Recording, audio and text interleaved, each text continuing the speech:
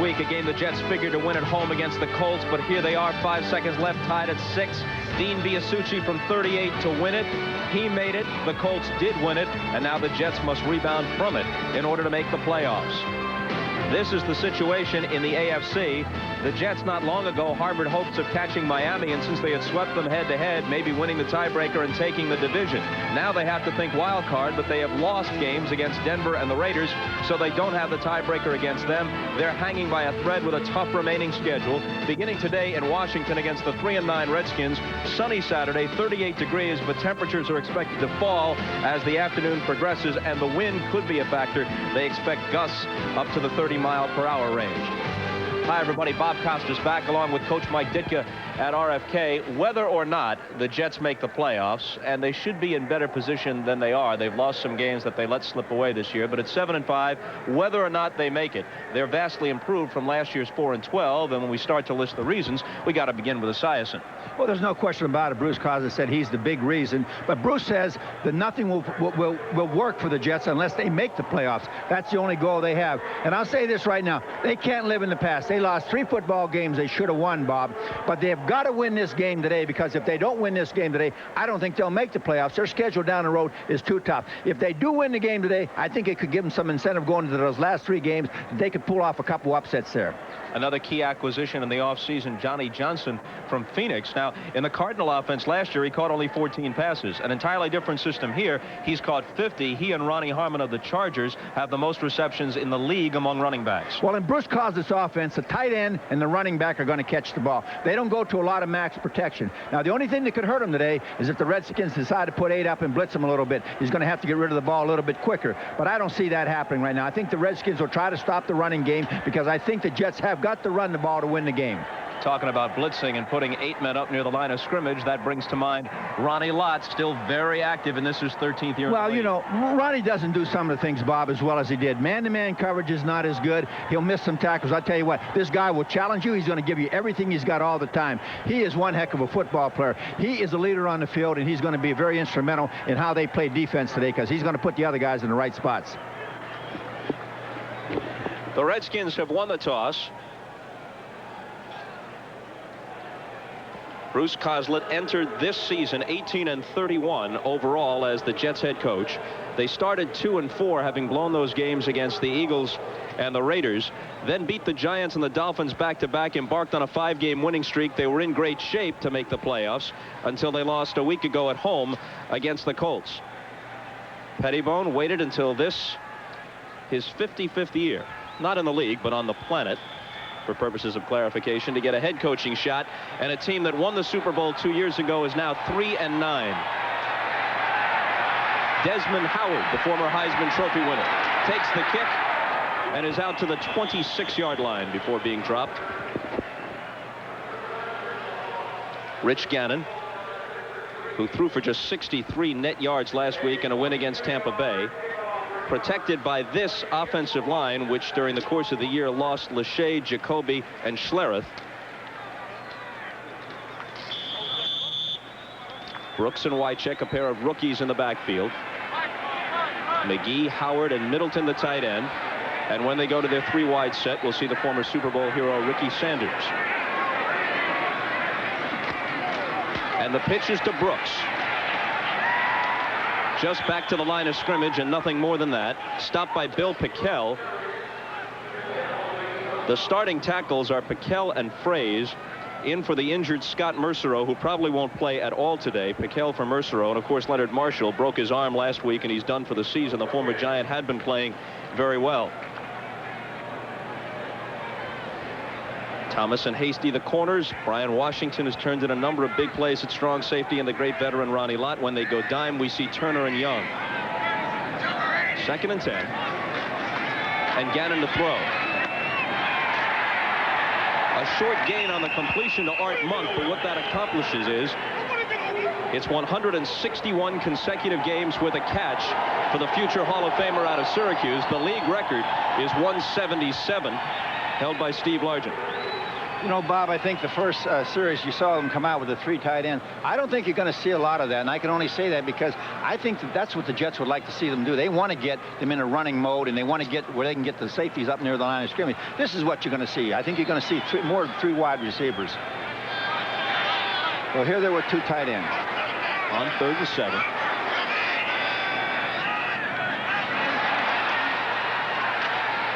Gannon to the sideline with a completion again to Monk for the first down. He spun back away from the 40. Let's call it a gain of 10. Lonnie Young on the stop.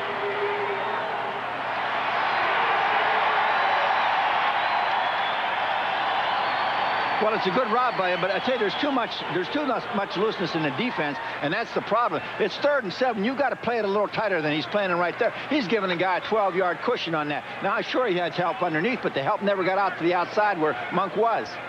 At age 36, he can still catch the ball. He can still take it away from defensive backs. He can't separate on the deep routes the way he once did, though. Not as good, but he can still run pretty good. Short drop, quick slant. There he is again. Well, I tell you what, if they don't keep this guy on the field, he's outstanding. And I say, you know, again, it's a possession-type passing attack, Bob. You don't have to kill him with it. All you're going to do is run a good down and in and catch the ball. A gain of 12 on Monk's 3rd reception of the Redskins' first possession. The one thing I see here, and I think the Jets are going to have to change, I think they're going to have to get up and pressure the receivers a little bit more in the line of scrimmage. I think you're going to have to get into a little more bump and run mode.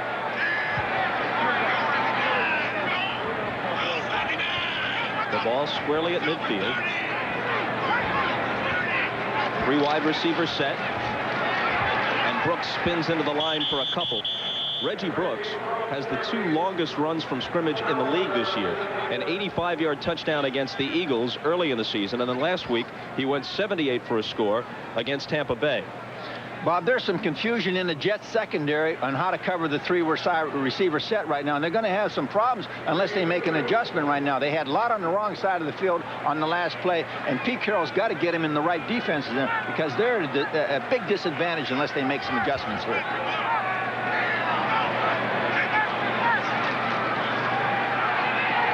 Gannon chased out of the pocket, and before he could get away, he's dropped on an ankle tackle by Marvin Washington. Now, what made that play happen where they got into a bump and run mode on defense? They bumped the outside receivers, and they ran with them. You'll see down here on the bottom, both of the outside corners are in bump and run, and that doesn't give Gannon time to throw the timing pass, and as a result, there's pressure on him, and he gets a sack. Now they'll face 3rd and 18.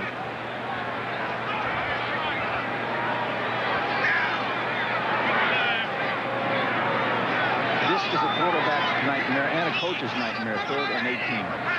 Ernest Binder into their lineup, running a pattern out of the backfield. The completion to him, but well short of what they needed. Bill Pickell among those on the scene. You're going to give them that one all day. You need 3rd and 18. You complete a 4-yard pattern. It doesn't make a lot of sense, and sometimes you wonder why that happens. But then it's probably a credit to the Jets defense because they had the deeper routes covered. Reggie Roby, whose average of 44.5 leads the NFC, will kick, and Clifford Hicks is back at about the 12-yard line to receive. You know, Richie Pettibone just raved about Roby. And the former Dolphin drives Hicks back to the 5. And he doesn't make it to the 15. A 49-yard punt, a 7-yard return, and the Jets have it for the first time. And I'll tell you, Roby kicked a good punt, but it was a low driving punt. He fields the ball somewhere around the 5-yard line and tries to bring it out. That's a bad decision by him. That should never happen. That ball should be let to go into the end zone, take it on the 20-yard line. Immediately, he puts the Jets offense at a big disadvantage in field position. Cost them 6 yards as they spotted at the 14. As Jim Lampley pointed out, Kozlov, Esiason, and the Jets have Dallas, Buffalo, and Houston remaining.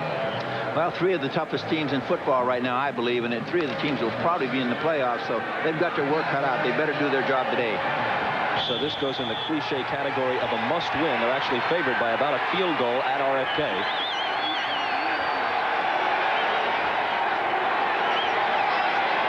Rob Moore in motion. They give it to Brad Baxter, and Baxter with decent first down yardage before Sterling Palmer stops him. The offensive line has been a contributing factor in Esiason being sacked only 12 times. Of course, his ability to play fake, quickly read defenses and get rid of it, and the new rule concerning intentional grounding allowing him to throw it away have also helped. And the Jets' skill positions. When they go to their so-called hawk, a 3 wide receiver set, we'll see Terrence Mathis. Baxter got 6, setting up second down and 4. And they give it to him again. Close to a first down. Charles Mann on the stop.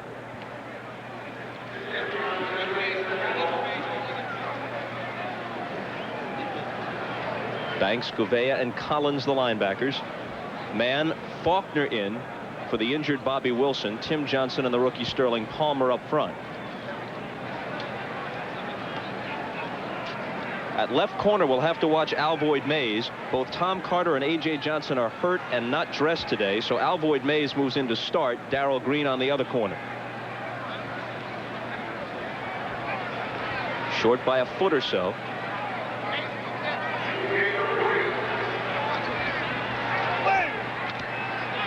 The Redskins are really thin in the secondary. Thin in the secondary and in the defensive line. I don't think they have a lot of people there that can really step in and help them a lot.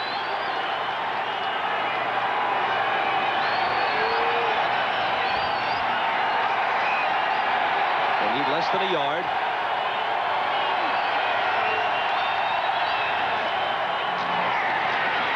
They ask Johnny Johnson to get it, and he does, and then some.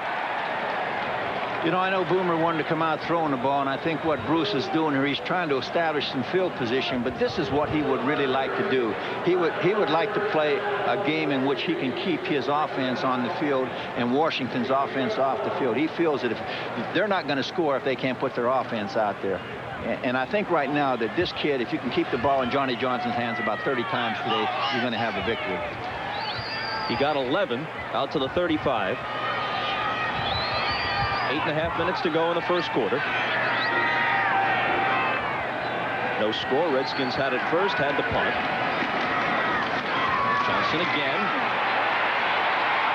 And Johnson is into Redskin territory. Stopped at about the 46 after a 15-yard gain. What you're seeing right here, all it is they're shutting off the backside. Actually, it's a little bit of an over pursuit. Johnson reads it perfectly. He rolls back behind the blocks. They shut out the linebacker with the other tight end, and you get a big hole. Now, that's about 11 and 12 at a crack. They've got to do something about adjusting the weak side of the defense. Esiason hasn't thrown it yet. They've kept it on the ground their first 4 plays from scrimmage. And they stick with that. Brad Baxter off the right side. This doesn't surprise me, but it surprises me after talking to Boomer yesterday, because he really wanted to come out, Bob, and throw the football, especially on first down. And so far you've seen, I think, every first down situation we've had a run. And I think if Bruce can continue to get 4 or 5 yards a crack, I don't know why you want to throw it so much. Well, Baxter got him 6 that time. He exits and Johnson returns. The ball just shy of the 45. They're going to set up a play action somewhere right along here.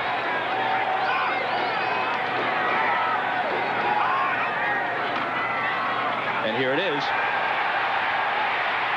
Esiason tucks it in and keeps it and gets out of bounds before taking much of a hit.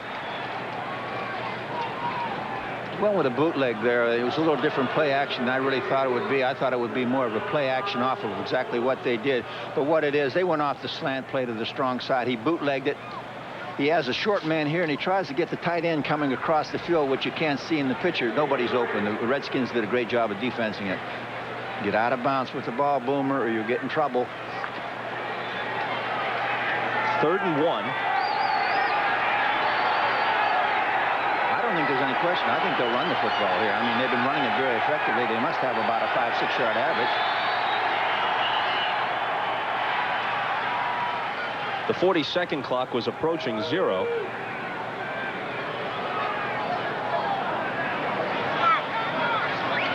And Esiason appears to be asking for a new ball. Is that it, Coach? Yeah, well, I don't know. Maybe that one doesn't have enough air in it or something, but there's something the matter with the football, and I don't know what it was, but he asked for a new one. He got a new one. I don't know what they're going to give him on the clock. Is there a chance that's a ploy to save a timeout? I don't think there's any question about that, but I don't think they're going to get the time back. And the Redskins on the sideline are talking about the same thing, that the clock had wound down.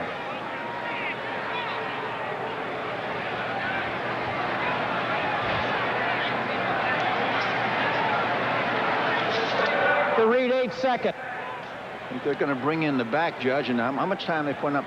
8 seconds. 8 seconds? Well, they're up at the line of scrimmage, so that's more than enough. Yeah, I think they're getting a big break in 8 seconds. It looked like it should have been like 3, yeah. They put 18 up. They really got a big break there.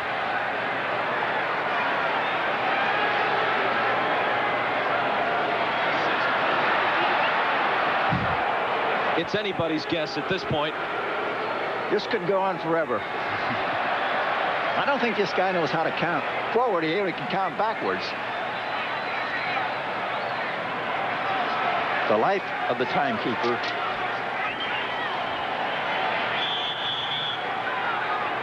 What we wind up with is just snap it. 3rd and a yard. And they have the first down with Baxter getting the call and Monty Coleman on the stop. Again, it's just a great job of shutting off the backside. That play is designed to go off the right tackle, right end area, and you're seeing what happens to Johnson here. See the block back? There's over pursuit by the Redskins. You cut off the backside. Now, Mitchell did not get Coleman. If he would have got Coleman on the play, it would have been really a big play. And Coleman looks like he hurt himself. In his 15th year in the league, at age 35, still an effective performer. This is the 8th play of the drive coming up from the 37-yard line of the Redskins.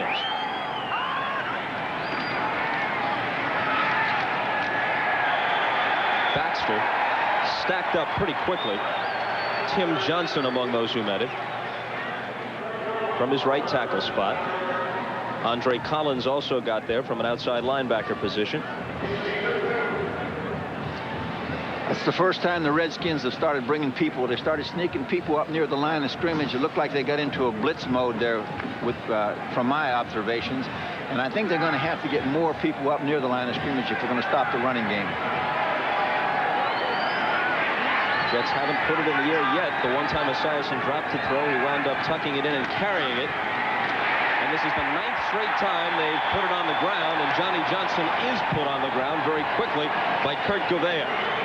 He definitely had a blitz there, and that's exactly what they're going to have to do to stop the running game. They're going to make or force the Jets into a passing situation. We'll see right here, Gouveia comes right up the middle. Both the other linebackers also blitz. You got a 2-man linebacker. You got a weak side and middle linebacker blitzing. The strong side linebacker played man-to-man on the tight end. You look at this Redskins defense. They lost Jumpy Geathers to Atlanta through free agency. Martin Mayhew went to Tampa Bay. Wilbur Marshall dealt to Houston. Bobby Wilson's out hurt. Charles Mann has missed time. Contributing factors in a 3-9 record. Got to beat the clock, and they do by a second on 3rd and 11. Esiason's first pass is complete for the first down at the 25-yard line. Rob Moore made the catch. A gain of 13. Well, what they went into what we call a slot formation, and the outside man just runs a good turn-in route. As they stretch it out, they clear out the middle. He stops. It's a hook route, basically, not even a turn-in.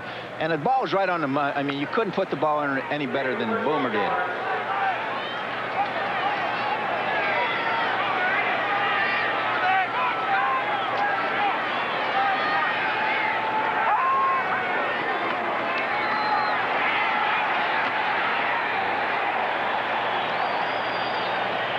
Adrienne Morel carried on first down, and a flag goes down on the play. Morel, the rookie out of West Virginia. Looks like a holding call against the Jets. No, they've run 2 draw plays, both draw plays. The one is last. Holding. This one Offense, number 84, 10-yard penalty. Repeat the down. First down.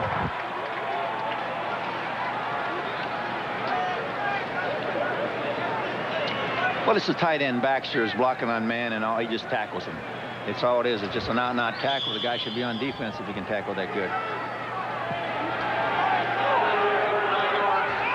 pushed back to the 35 on 1st and 20 now.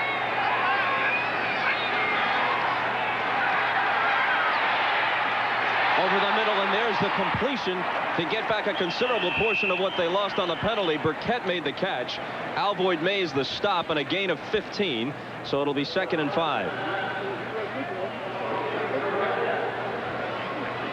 And it's good protection. I think we talked a little bit earlier, Bob, and I think you got to give credit to the protection. This ball is, again, well-thrown football. It comes within in the grasp of being knocked away by Collins, but he doesn't get to it. Burkett had that 77-yard reception a week ago against the Colts. Didn't go for the touchdown. Jets had to settle for a field goal in a game they eventually lost 9-6.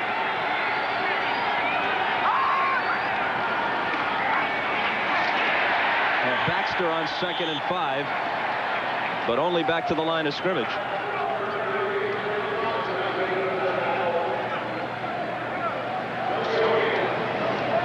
Tim Johnson made a great play here. I'll tell you what Richie does, Richie Pettibone likes to do with his defense. He does not believe in read and react at all. He wants to penetrate. He wants to come through a gap on the line of scrimmage. He wants to upset your blocking routine and get in the backfield before you can get your run or pass pattern started. And that's exactly what Tim Johnson did there. He penetrated tremendously.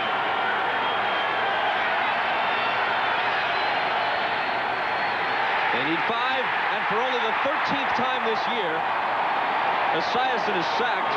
Monty Coleman back into the lineup after sitting out a few plays after being shaken up. Gets credit for the sack as he bursts in from his linebacker spot.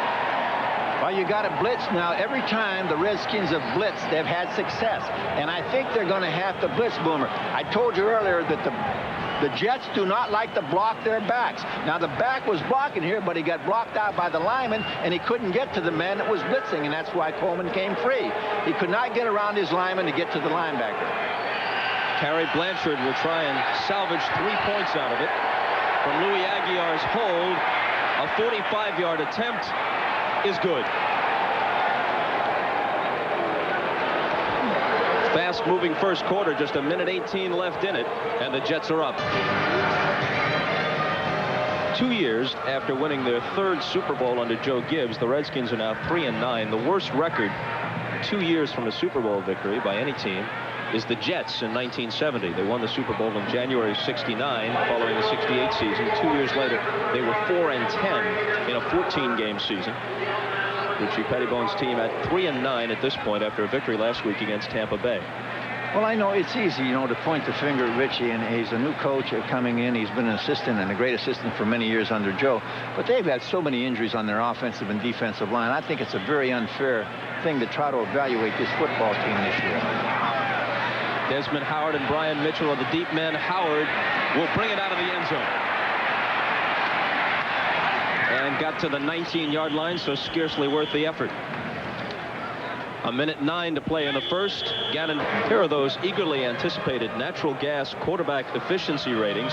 Young leads the league. Esiason's situation is interesting. If Esiason winds up at 89 or better, then the Jets owe Cincinnati a 2nd-round pick. They've already given the Bengals a 3rd-round pick for Boomer.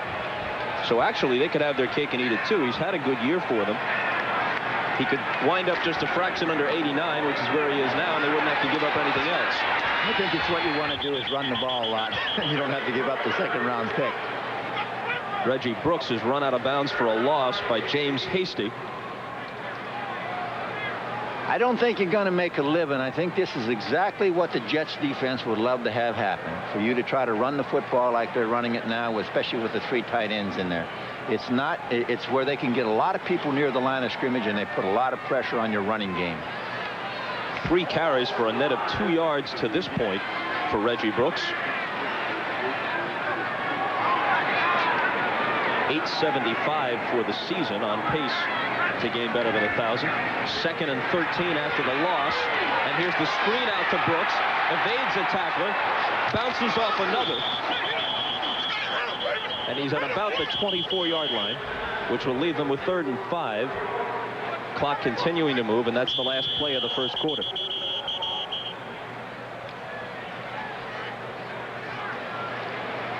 And now they stop it because of an apparent injury with 7 seconds to play in the quarter.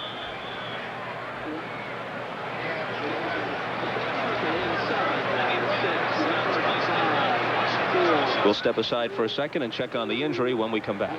It was Reggie Brooks who was shaken up on the play, and he just got up moments before we came back out of the commercial. I think he got his bell rung, and I think that's simply what it is. I mean, it was a screen play. He made a great run of getting past Hasty there, of making Hasty meet, and then it looks like he caught one up in the chin there, and that's probably what happened to him. You were saying last night that had Joe Gibbs remained as the head coach, Brooks probably wouldn't have gotten as much time as he's gotten this year. Well, I only say that for the reason that Joe really liked the running backs he had here. He had Ricky Irvin here, and he had Ernest Miner, and I know that they were good football players, and I think that probably this kid would have broke in slowly, and I think in the situation what happened with the Redskins this year, Bob, is they had no choice, really. He became a great running back. Richie Pettibone said it very succinctly last night when he said, hey, here's a guy that can not only make you miss going through the line, but he can take the mail all the way when he gets through the line, and they haven't had a back who could really do that in a long time. And the last 7 seconds tick off. That's the end of quarter number 1. The Jets fell ground gainers this year. Ricky Waters is inactive for the game later today between San Francisco and Atlanta. Amp Lee is going to start in his place. Jerome Bettis of the Rams, in an otherwise disappointing season, has been a bright spot for Chuck Knox. And Brooks, whom we're seeing perform today at 873 in his rookie season. 3rd down and 5 from the Washington 24 as we start the second quarter. Gannon is 5 for 5 so far today. And he'll put it in the air for the 6th time. Rolling right as he does. He has the ability to run. He comes back the other way and can't escape. Spun down by Mo Lewis. You know, we had a refreshing talk yesterday with Mo Lewis, and I tell you, he's a young man that's kind of interesting. He told us a story about his high school coach, and he said that you always kill a gnat with a sledgehammer. And I'm not sure I got the significance of that, except I believe when you got somebody down, you keep them down. And I kind of like his philosophy. He was a refreshing breath of air to me yesterday. Went to the same high school as Richard Dent in Georgia, obviously a few years behind Dent of the Bears. A low snap on Roby's punt, but he's able to scoop it up and get it away. And a long spiral drives Clifford Hicks back, but Hicks has some running room and slips through some tacklers. Good field position for the Jets as he gets out to the 43, but Roby averted disaster by playing that on the short hop. He did a great job. Not only comes up with the ball, but gets off a 58-yard punt. Well, I think if he had his druthers, he would have liked to have kicked it higher. But in that situation, it's not a matter of technique or anything else. It's a matter of getting the ball off. And this kid, again, Richie Pettibone raved about him last night. Raved about him. He thought he was the best punter he has ever seen since a guy named Bobby Joe Green, who punted for the Bears back in 1963.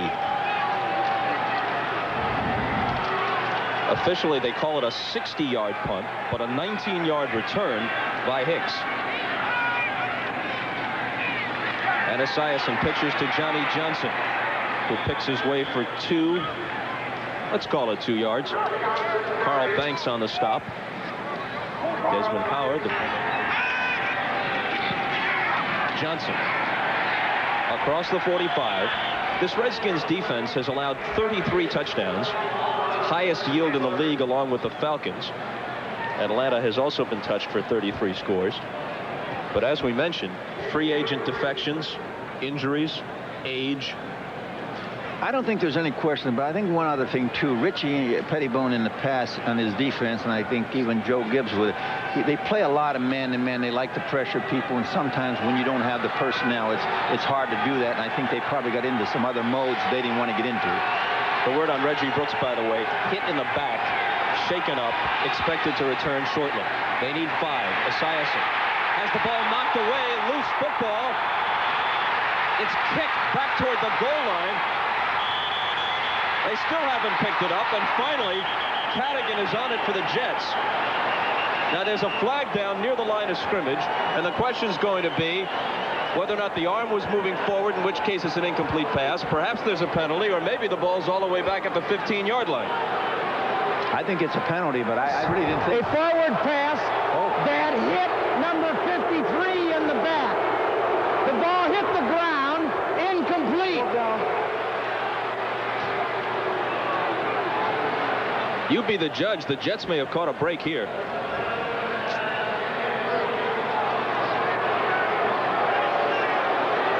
See if the arm was moving forward. That's a bad call there, but you know, and everybody's entitled to make a bad call, I guess. But he called it the way he said, and that's Dick Hantak, and he called it a quick call. And I don't think the arm's moving forward, in my opinion.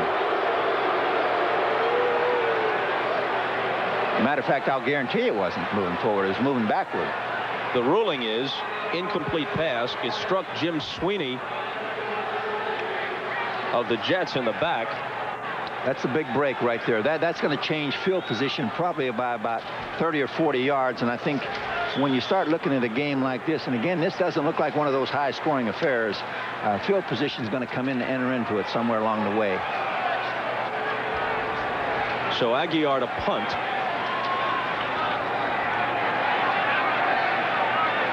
And Brian Mitchell stands at the 15. A low snap here for the Jets. He managed to get it away. There won't be a penalty on that, although there was contact. No penalty because the ball was loose. And just a 29-yard kick with no return, but it could have been a lot worse.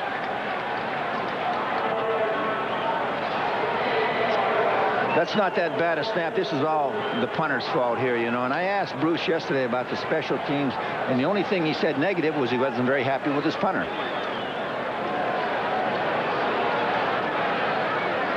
Redskins get it back. And the officials were right. Although Esiason's arm is not moving forward, the ball does go forward, and it strikes the center, Sweeney, on the back.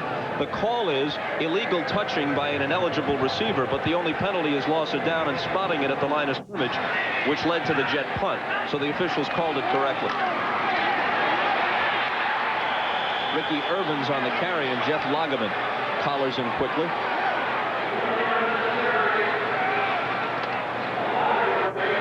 I really believe that the Redskins have got to go with some type of a play-action pass on first down.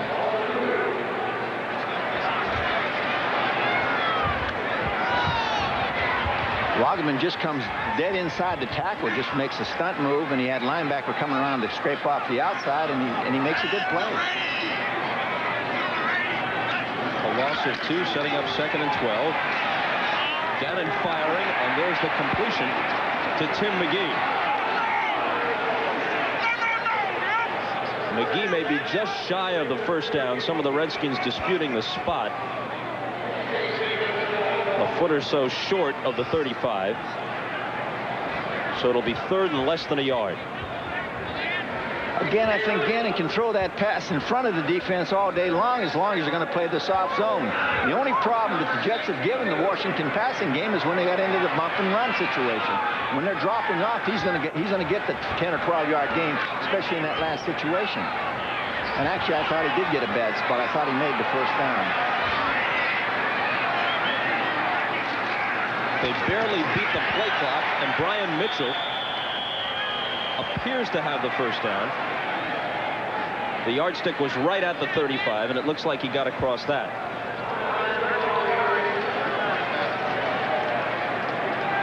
It's a pretty good job by the Jets defense. They do what they're supposed to do. They stuff up the hole, and I think Mitchell did a good job of getting the ball over top and making the first down. I've seen a lot of backs that wouldn't have made that first down, would have ran into their own blockers. He had his eyes open, and he made a good play.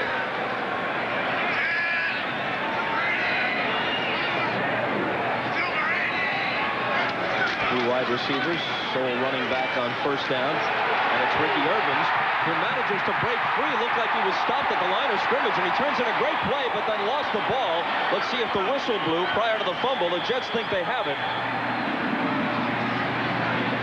No signal yet. They do have the ball. So 2nd and 3rd effort by Ricky Irvins, but in the end, a bad outcome for the Redskins. Well, again, it was a counter gap play, and it was a good, it was a great defense play by the Jets. Irvins made a great run, loses the football. Let's see if we can pick up who made the recovery.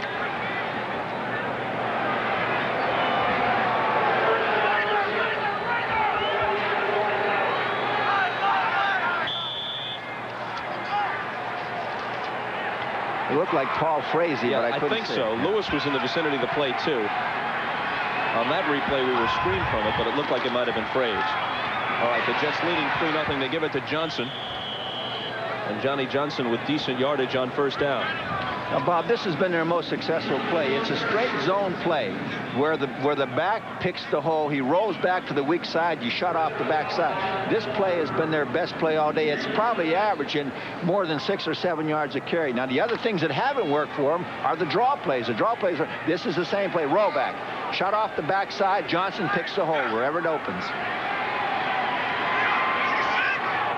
Got 6 on first down.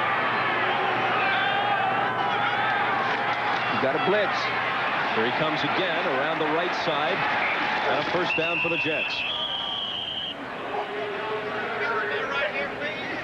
We're seeing him here carrying the ball, but as we mentioned at the beginning of the telecast, he's been a very effective receiver with 50 catches for the year.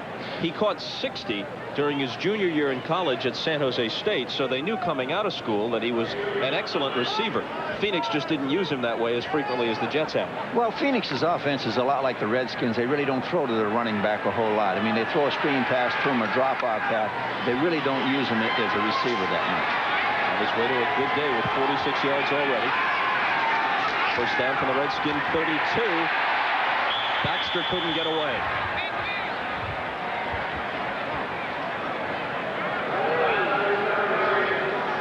And that was Jeff Faulkner. Again, the penetration is what's going to upset this game. I mean, upset this running game, period. And Faulkner makes great penetration here. Watch him. Number 93, he does an arm over and gets around the guard and just penetrates the backfield, hits him in the backfield before he can get started. Loss of 1, 2nd and 11. 8.5 to play in the second quarter.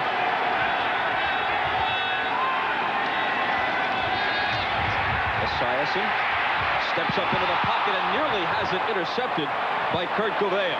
Gouveia had the 59-yard interception return for a touchdown to seal the win last week against Tampa Bay.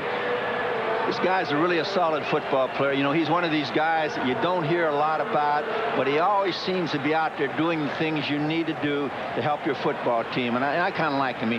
When you listen to the man talk, he talks with a lot of sense. That was not a well-thrown ball because there was 2 guys covering that receiver.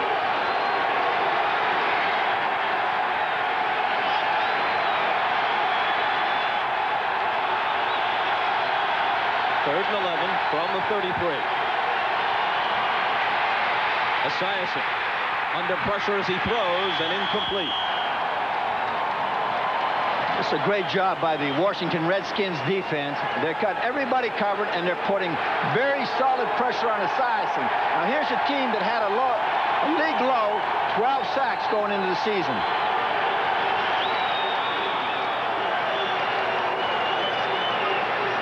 Charles Mann is going to be among those who get there.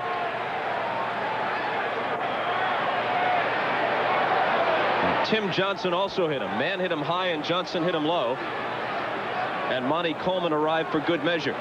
We'll check on Boomer when we come back. Knifed on that last tackle. He doesn't appear to be seriously injured.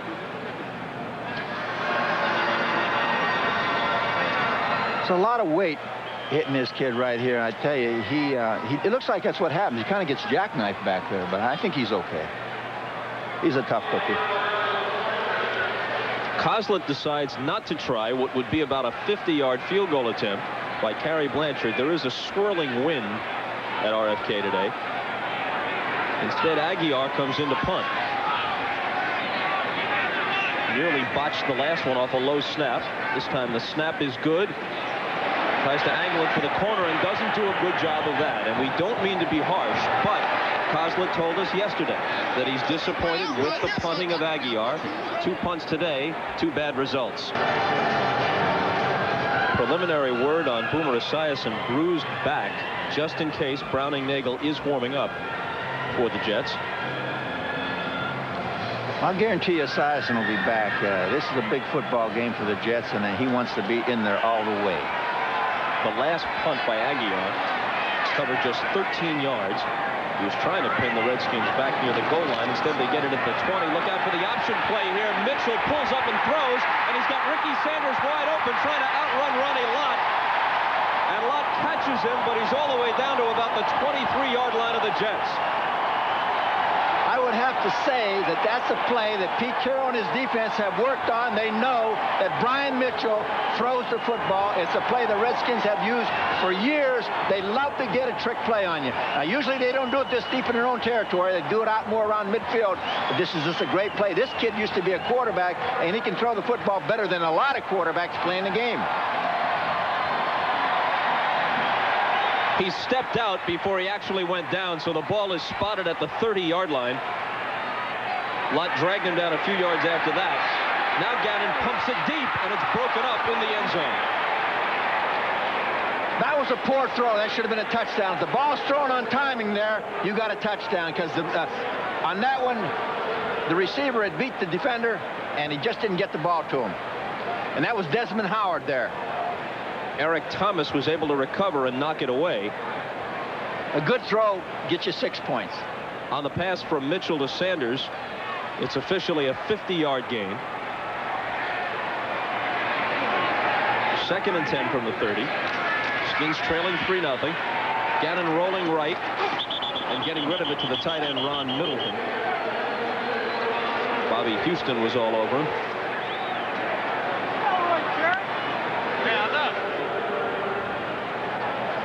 Bobby Houston, the Jet linebacker, grew up only a few blocks from RFK and actually worked as a peanut vendor as a kid here in this ballpark. Looks like Middleton's hurting, and you know, they really rely on their tight end. Really isn't a receiver. I mean, and there's no other way to put it. Joe hasn't had a receiver there for a couple of years. They're big blockers, and they need him for the running game. He couldn't hold Gannon's little flip. Leaves them with 3rd and 10.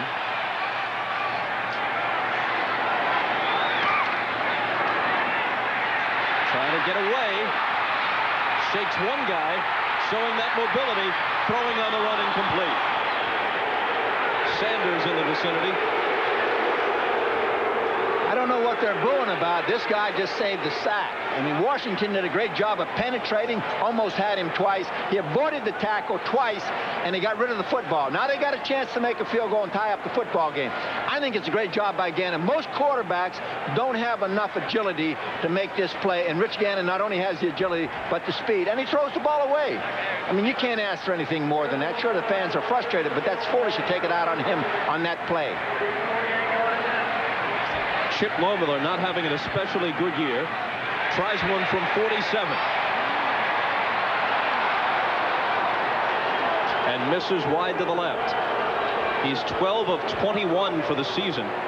Only Scott Sisson of the Patriots has a lower percentage. Still 3-0. Sisson is back in.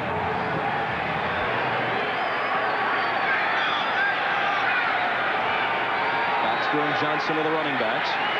And Boomer will throw on 1st down. And he'll complete it to Rob Moore for a gain of about 5. Kurt Gouveia on the stop. On 9 first down situations, Bob, that's the 2nd pass for the Jets. So right now there's 7 runs, 2 passes, and they're probably going to have to loosen it up a little bit more on 1st down. Just a little crossing route by Moore, and of course Boomer had enough time to get the ball to him.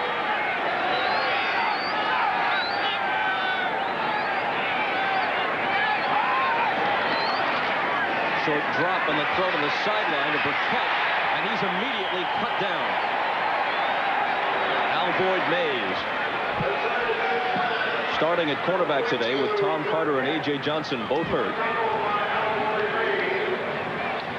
Well, the thing about the play, first of all, that Boomer had to throw it away quick, and he threw it a little low, and it really didn't give Burkett a chance to catch the ball where he could make a move on Mays and avoid him and get some yardage. But Mays did a great job of closing on the play. They lose 2. It's 3rd and 8. 6:10 to play until halftime. 3-0 Jets. Esiason, just before he could have been sacked, gets it away to Moore, and Rob Moore has the 1st down. Bob, that's just a great job of staying with the receiver, because Boomer's taken 2 big hits so far. He's taken a sack and another big hit. He hung there to the last second. It looked like he was going to be sacked, and he got the ball to Rob Moore for the 1st down. And then look how close it is to being knocked away. Todd Bowles almost got a hand on it. Danny Copeland shaken up on the play and down on the field for the Redskins. the Redskins are really thin in defensive backs. If they lose another defensive back, they're not going to be able to play nickel. You know, it's interesting. The pressure Esiason has faced thus far, the Jets in 7 of 12 games this year haven't allowed 7 of 12 have not allowed a sack at all, and they've allowed only 12 for the season. The Redskins, on the other hand, had only 21 sacks defensively coming into the game. So you would have thought that Boomer was looking at an afternoon where he'd have plenty of time to throw, but not so far. And I think a lot of that too was the situation. They had some bad weather games where the game were dictated to run the football. There wasn't a lot of passing in them. And then I think you got to look at the opposition a little bit, Bob. And some of those teams weren't great pass rushing teams. But the Redskins coming in are not a great pass rushing team. But it looks to me like Charles Mann is making a better move off the ball than he's been able to move. He told us yesterday it was only 80%. He looks like he's better than that. After the game between the Jets and the Redskins, the first and 10 from the 42. 5:29 to play in the half. Johnny Johnson with good first down yardage. Got about 9 on the play into Redskins territory. But I tell you, this is signature Bruce Coslet's type of offense. It's that two-step zone blocking. Now watch the backside here. Pretty good job by Mitchell. Not as good as it could have been. Mitchell's not an outstanding blocker for a tight end, but he does tie up man enough to let Johnny Johnson make the cutback and then gain about 7 yards on the play. 54 yards already. He hasn't caught a pass yet. 50 receptions for the year coming in. It's the kind of situation Esiason has been longing for. He's able to put it in the air on second and short yardage, and Rob Moore makes a nice move to evade the tackler and turn it into a big play. Bob, the only difference in that play than the other quick pass outside was that Boomer got the ball into his hands where he could catch it and make the move. The other play was thrown to Burkett much too low when he had no chance to avoid Mays. Moore's 4th reception already. Boomer Esiason was telling us yesterday he had to ask for 60 tickets for today's game, almost like a home game for him because he played at the University of Maryland. He played at RFK only once as a member of the Bengals, so this is just his 2nd appearance here. A flag on the play, and looks like it's going to come back.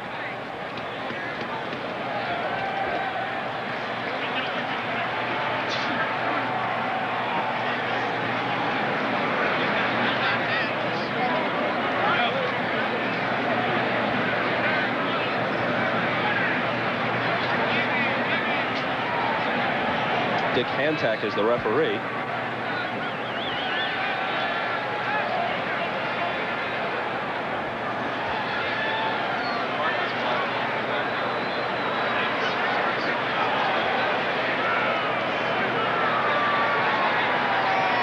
They're measuring to see if they got. I'm not sure what they would measure about it. It was 2nd and about 1.5 yards. Well, I guess the penalty came at the end of the play. They move it back. If you have the first down, you get the first down even after the penalty. I'm not sure I know what they're doing either. But that wouldn't surprise anybody if I didn't know.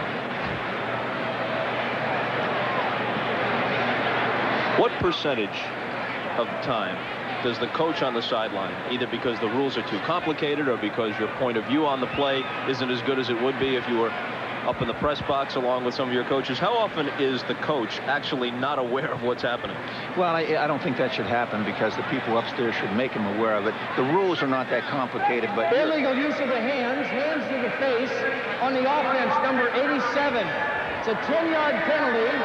The ball is short of the yard to gain. Repeat the down. 2nd down. Well, there's a call. It's offensive interference almost. I mean, he put his hands on his face, I guess, is what they're calling it. But I started saying, Bob, really, the point of your view from the sideline is what really creates a problem. You really don't see what's happening, so it's hard for you to make a judgment. So it's 2nd down again.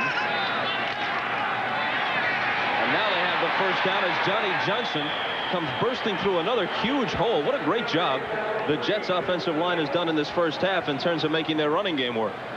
Now, Bob, we talked about penetration, but watch what happens. Here's Gavea tries to run through. He's pushed, but there's a great block and turning down. Johnson does a great job of running with his eyes open and picks the hole. There's not a whole lot of daylight there. Now, I like to tell you the whole way. It looks good here. It does look good here, but he runs daylight, and that's the most important thing a back can do. Keep your head up, look where you're going, and then run the daylight.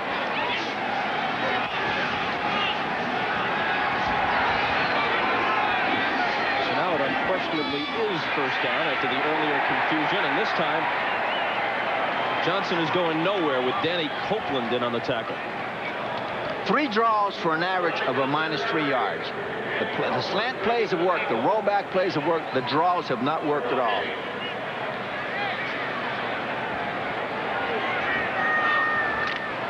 No gains, 2nd and 10. Clock moving toward 3:20 to play in the half. Jets leading at 3-0. Esiason steps back up and throws and overthrows his intended receiver.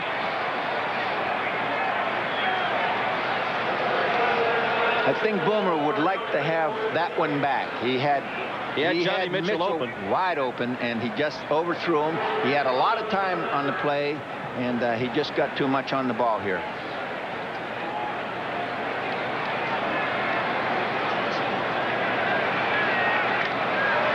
You can't get him back.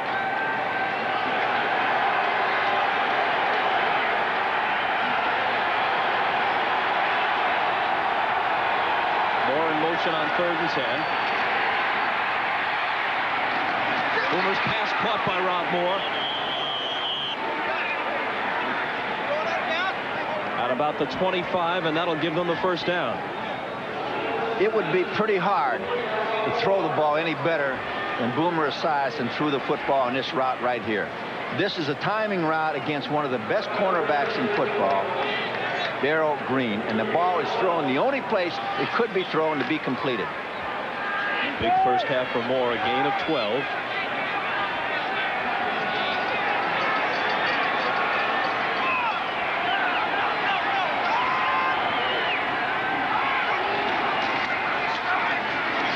On first down, Brad Baxter. And Baxter bangs down to about the 15-yard line. Boomer was telling us yesterday that he hoped to put the ball in the air more on first down. But generally speaking, they have gotten good yardage on first down calls, keeping it on the ground. Well, I think when you can get 4 or 5, 6 yards at a crack, you've got to really look at the effectiveness of the running game. And the thing that's happened for them, Bob, they've had a really good third down effect up until last week. And what's happened now is last week they had the long yardage to get on third down. They couldn't get it. He got 9. They'll face 2nd and 1. One of the few memories of RFK, primarily as a coach. One of the biggest victories in your tenure as the Bears head coach came here in 1984 in a playoff game when you shut Riggins down and won 23-19.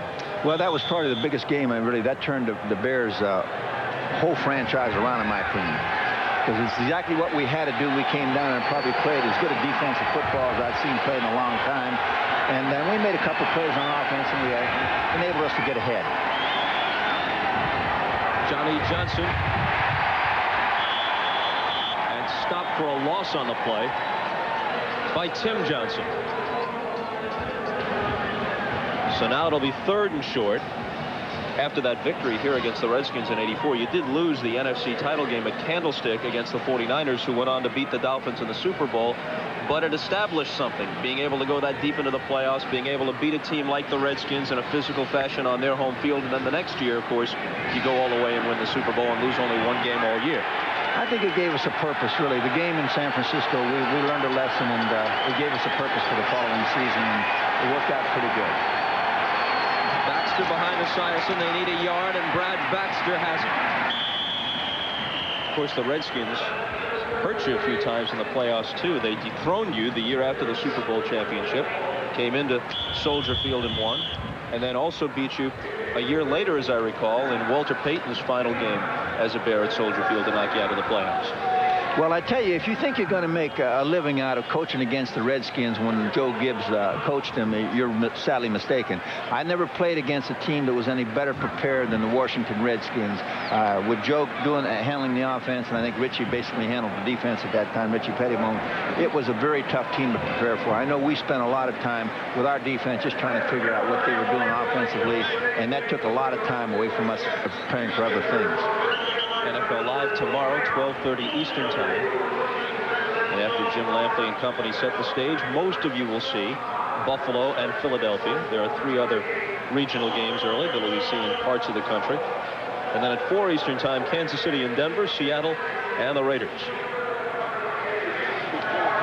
Doubleheader day tomorrow on NBC. Jets still have 2 timeouts remaining. 1:03 left. They lead 3-0. The Jets have 100 yards rushing already. The Skins have 8.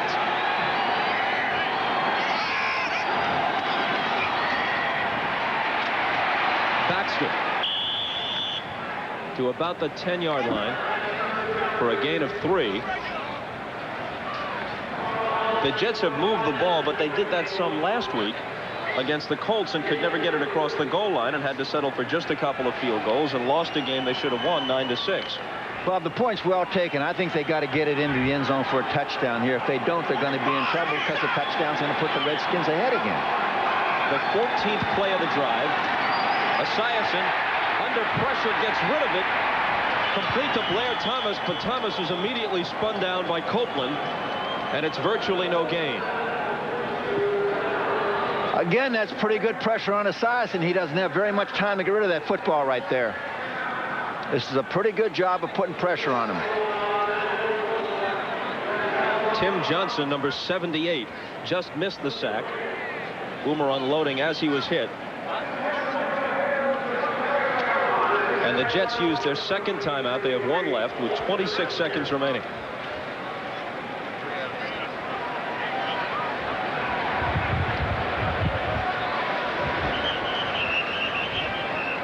The Jets have never beaten the Redskins. They've only played 4 times in the regular season. And the Redskins have won them all, and they haven't met since 1987 when Washington won here at RFK. Well, I tell you what, this is forget the past. This is a must-win for the Jets, or they can forget about their playoff hope. This is just one man's opinion, but I think it's a very solid opinion right now. Well, with Dallas, Buffalo, and Houston remaining. Three of the best teams in the league and 2 of the hottest teams in the league. This is a game they should win and need to win. Esiason again under pressure, gets rid of it on the run, and Johnny Mitchell thinks he made the catch. The Redskins disagree.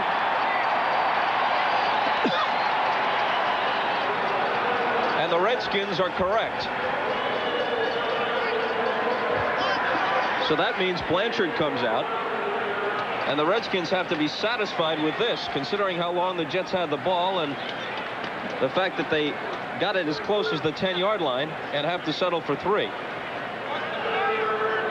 I don't know. I think he made the catch. No, I think that's a bad call. It looked like he made the catch. It looked like his hands were under the ball when the ball came down on top of him. 27-yard attempt by Blanchard out of Aguiar's hold. Wait a second. They didn't get it off in time. And they'll have to do it all over again. They had the ball for 15 plays. They kept it for 7 minutes and 4 seconds. Delay, offense, 5-yard penalty, still 4th down. Reset the game clock at 21 seconds. It's hard to tell. You know, I can't see what the officials saw, but it looks like Mitchell has his hands under the ball. And when it comes down, it looks like his hand's still under the ball. And I can't tell if the ball came out and touched the ground first or not. So, you know, from this view, it's very hard to tell. Blanchard will kick again, this time from 32.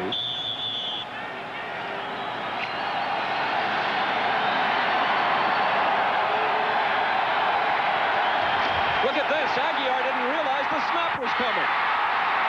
And they get nothing out of it. Aguiar looking down. The ball snapped. This is a comedy of errors. This is what you can't afford in your kicking game at all. And I don't know what happened there. But usually the balls never snap till the center gets a ready call and plus a hands-up call from the holder. Now, I didn't see that.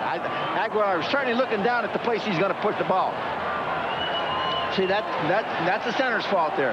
He did not give him the ready call. He did not give him the hand up. He was trying to find the place where he's going to put the ball down for the kicker.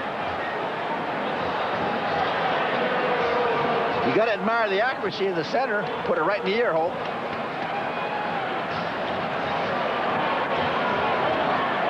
Right there is the aging process of an NFL coach.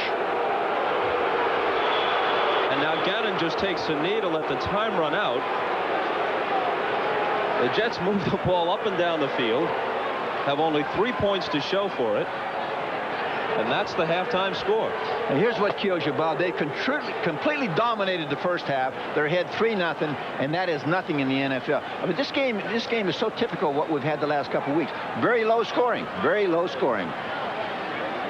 All right, off we go to New York. Jim Lampley standing by for the Domino's Pizza NFL Live halftime report. This is the Domino's Pizza NFL Live halftime